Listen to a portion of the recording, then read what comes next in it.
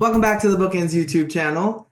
Today we're talking about the things we look for when finding an editor to submit to. So I think, the most obvious thing for a lot of authors would to be to look at what editors have acquired in the past, but agents are taking a lot more into consideration beyond that.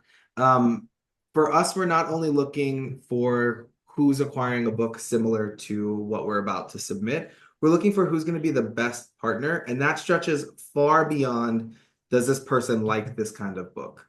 Yeah. And I think to me, sometimes I will take a chance on whether or not an editor likes a book if these other things come into play, because these other things to me are more important than whether they have a previous track record of buying this type of book. Yeah, exactly. So we have it down to six different little categories that we're kind of considering, sometimes all at once, subconsciously, sometimes we're like going through what we know about them in these categories, but in no particular order. The first one, and perhaps the most important for me, especially in this current like Yeah. editor response time climate, is responsiveness. Yeah. It's true. I mean, how an editor responds to our emails, even from the very beginning, the query stage, to things like, hey, congratulations on your promotion. Would love to see what your wish list is, to whatever it is, you know, especially you and I really value responsiveness, but we make a lot of effort to be responsive when we get emails. So this is an important trait to me, and just makes it easier to work with somebody. It makes it easier to work with. I think there's like a lot of different factors to this one. It makes it easier to work with. An indication of how they're going to be when we sign a contract comes most obviously in how we're emailing them casually or with a submission. But the other thing too is like it does kind of point to an agent's effectiveness sometimes, right? Like if I send Mhm. a submission out to 15 editors and nobody is responding with a pass, nobody is responding to nudges, nobody is responding to an offer notice, Yeah. kind of looks like I'm ineffective. Yeah, and it's so frustrating. It really is frustrating. And what's really interesting is it's true. The editors I want to send more books to, and especially those books that I know are going to be bigger sales, are those that I know I'm going to get responses from. And I also want to say that I think sometimes there's this assumption that the longer you've been around, the higher up in the ladder you are, the less responsive you are. And I don't actually think that's the case at all. It's the other way around. Yeah. I mean, if I look at my list of editors who are the most responsive, across the board, they're the most successful editors out there. And some of them have been around a very long time. Some of them haven't. But hold on. But they respond quickly, and I'm able to get more submissions into their hands, Yeah. which means they're buying more from me because they're not piling up with five things or three things or even two things. Yeah, and oftentimes, just to be fair to like the junior folks, oftentimes, they don't assist anybody. They're not working on another team. Like assistants have sometimes a bigger responsibility and workload. So that's obviously being factored in too. But there are editors in that middle ground who are not assisting folks that, you know, this does very much play a part. Yeah, but there are those who are assisting other people who are Super wonderfully responsive. responsible. Yeah. Yeah, yeah, Hmm. of course.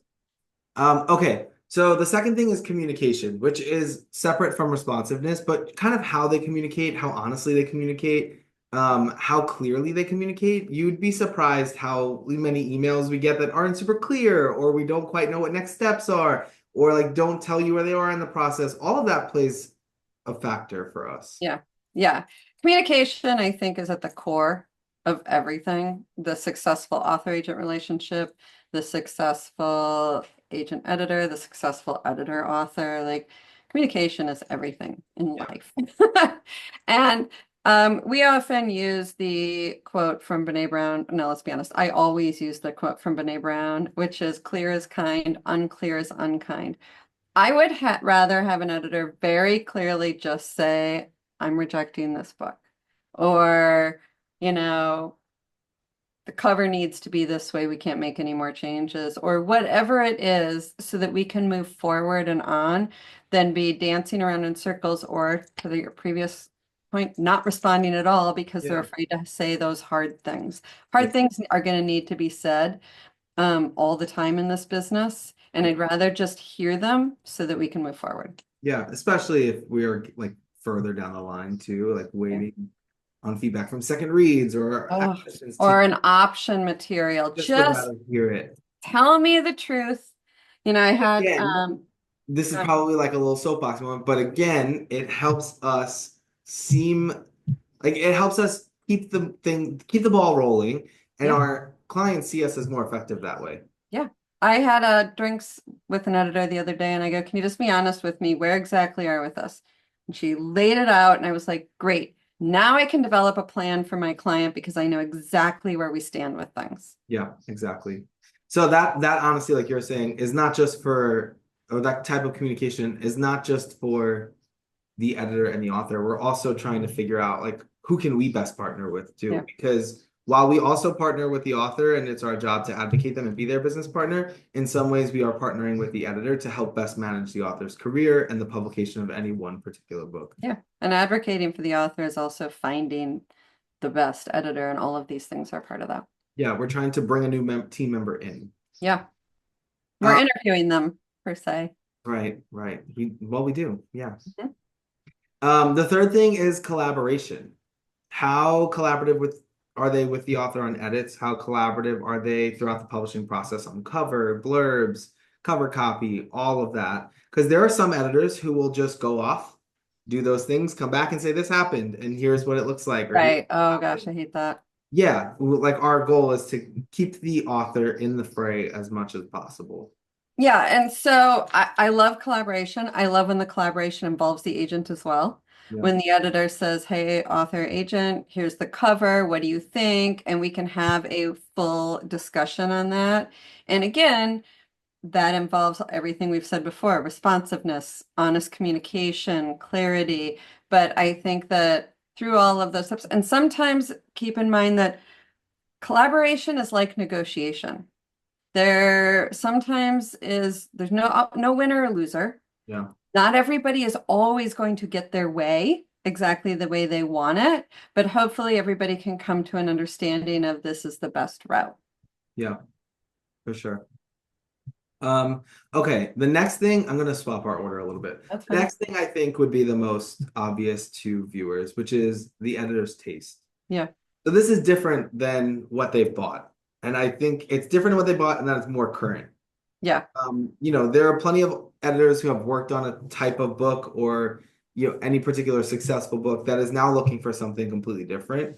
An Yeah. editor's MSWL, like an agent's MSWL, is very fluid. It's reacting to the market. It's changing. It's shifting. If they get moved, it might shift. If they take another job somewhere else, all of those things change. So it's our job to kind of know what they're looking for on a more updated basis and take that into consideration. So there might be someone who like the perfect comp for your book. That editor might not be the best fit for your book now. Right, because they already bought it. They Or already bought it, or they're just doing something completely different. right, or I've had editors who might have a strong list, let's say in contemporary romance, but when I talk to them, they're like, "Yeah, I really need to diversify my list so I'm not really looking for that right now," Yeah, even though from the outside perspective, it looks like that's their thing. exactly. And on the kidlit side, a lot of editors will do multiple age groups, picture books, Yes. chapter books, middle grade YA. And then it kind of fluctuates. Like they're super full on picture book. They're not looking for it right now. Let's focus on middle grade YA, vice versa. So the perfect picture book editor might not be looking for picture books. Right. And so from an editor's perspective, the more communication the agents are having with them, I often, I love if I get, if I get a pass or any communication from an editor and they're updating me on something like, "Hey, I just recently read blah, blah, blah and fallen in love with it. If you have anything in this vein, I'd love to see more of it." The more conversations we're having like that all the time is part of what helps build our editor list. Brings us back to communication, brings us It's back to responsiveness. all full circle. Yeah. Okay, number 5, strong editorial instincts. There are some editors that I have learned much more than a thing or two from. like Oh, yeah. in how they communicate and what they pick up and what they're looking for when they speak about the market, when they speak about books, when they give feedback. Like there are some editors that I will get a letter from and just kind of be blown away by. And Yeah. yeah, we want to match our clients up with who's going to make the book the best version it can be. Yeah. And the flip side to that, if I have authors telling me that certain editors don't do edits anymore, they're less like, I don't care how long you've been writing, how many books you've done, how long you've been in this business as an author. Editorial feedback is priceless and needed and necessary. And when I hear from authors, oh, the editor doesn't give me edits anymore, that editor quickly starts to fall down on my list because I want us all to be able to have edits. No, absolutely. And also like knowing what the publisher can best position and best market and best Yes. out there. I Yes. need that insight because agents don't always have that insight for a particular imprint. That's changing by the minute, just like everything else is changing. Yeah, definitely. And then the last thing we've included was advocating for their authors throughout the publishing process. It's a long process with a lot of steps. We want someone who is taking what the author is hoping for and wants and looking for and what their dreams are and communicating that to their team and trying to make this the best version of a collaboration as possible. Yeah, I always tell my authors that I'm your advocate at all times, but once you get a publisher, once we sign that deal, I want to take a step back and let you build that relationship with your editor because I am not the one talking to the sales team and the marketing team and the publicity team and the art directors and all of those people.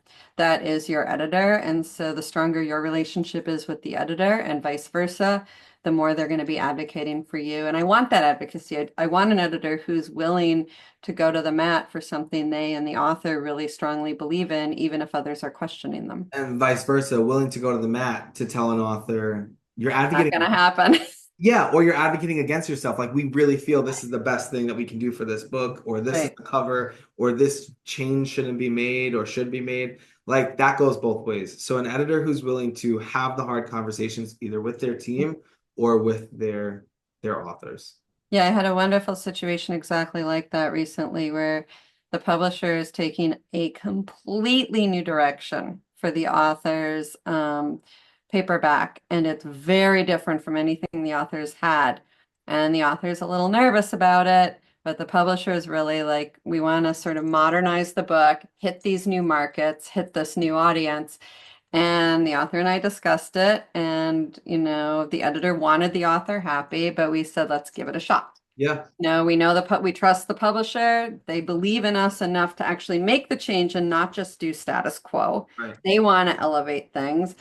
At the end of the day, we're all working with, educated guesses. I mean, I often say that even about doctors. Like doctors are super educated, but to a certain degree, a lot of what they're doing is based on evidence, making a guess. And that's what we're doing as well. And I think that advocacy helps everybody, but also for the author, finding an editor that the author can really trust and go, okay, I'm willing to take this chance because I trust you is also really important. Yeah, exactly. So that's our list. Yeah. So And we that's hope, what we're looking for when we're yeah, submitting your book. These are all the things we're taking into consideration. yeah, we hope it was helpful for authors, fellow agents, and hopefully some editors are seeing this too and pass it along to your team. But Especially the ones that aren't responsive. please respond to us. That's all. So we ask. So thank you for watching. Don't forget to like and subscribe. If you have any questions, put them in the comments below, and we'll see you back here next time. Bye.